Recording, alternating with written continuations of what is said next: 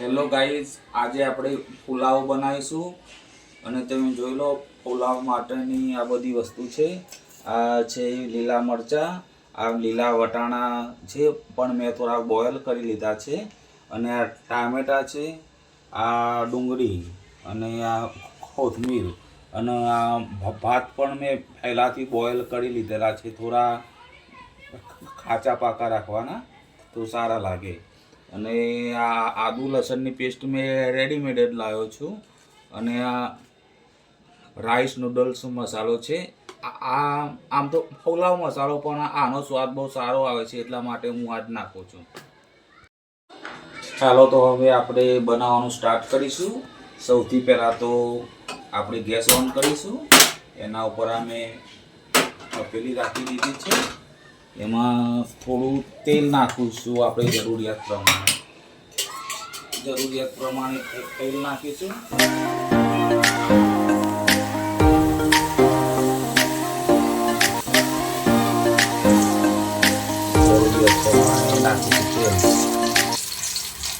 અમારે જેવું જોઈતું હોય ઓછું વધારે એવું તમે નાખી શકો છો.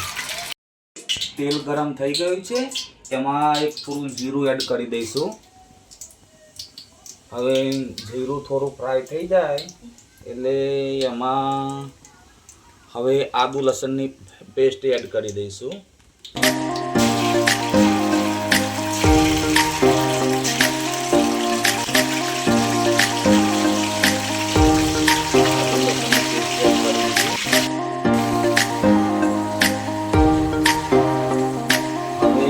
એમાં મરચાં એડ કરીશું.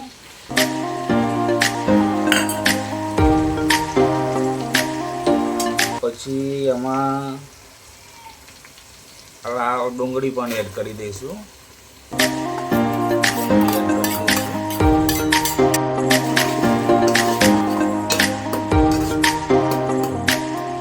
ડુંગળીને થોડી શેકાઈ જવા દો, ડુંગળી મરચાંને. તો આ ડુંગળી મરચાં નાખ્યા તો એ છડી ગયા છે, અને એમાં આ વટાણા પણ નાખી દઈશું. એને થોડું હલાવી લઈશું. પછી વટાણા હલાવી લઈશું. પછી એમાં થોડું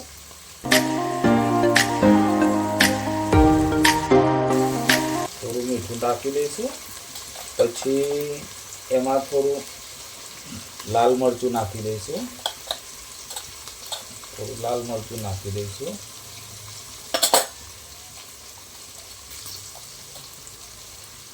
થોડી હળદર નાખી દઈશું. થોડો આ ગરમ મસાલો પણ નાખી દઈશું. આ મસાલા નાખ્યા બાદ હવે એને થોડું હલાવી લઈશું. હવે આપણે એમાં નૂડલ્સ મસાલો નાખી દઈશું. થોડો નૂડલ્સ મસાલો નાખી પછી એમાં ટામેટા એડ કરી દઈશું. મસાલો તમારે નાખવો તો નાખો, ને તો તમને ના ગમે તો કીપ કમ કરી શકો છો. આ એમાં ટામેટા નાખી દીધા. ટામેટા નાખીને થોડું હલાવી લઈશું. આપણે જે પણ શાકભાજી નાખી હતી એ બધી ચડી ગઈ છે. હવે એમાં આપણે ભાત નાખી દઈશું.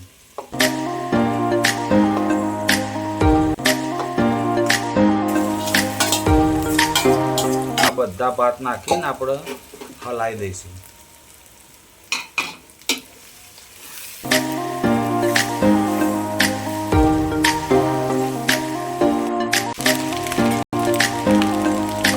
આપણે આ ભાત હલાવી દીધા છે.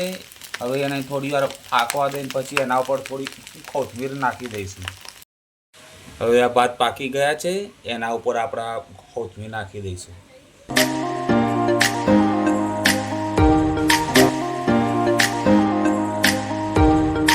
હવે આપણે ગેસ બંધ કરી દઈશું. પુલાવ થઈ ગયો છે અને હું આ ડીશમાં કાઢીને તમને બતાવીશ. તમે જોજો કે કેવો બને છે. જો આ તૈયાર થઈ ગયો, ડીશમાં કાઢી નાખ્યો છે. તમે જોઈ લો કે આ કેવો બન્યો છે પુલાવ. અમારી ભાઈ ખાઈને તમને કહે છે કે સ્વાદમાં કેવો છે. બહુ મસ્ત બન્યો. અમારો વિડીયો તમને ગમે તો લાઈક, શેર અને સબસ્ક્રાઈબ કરજો.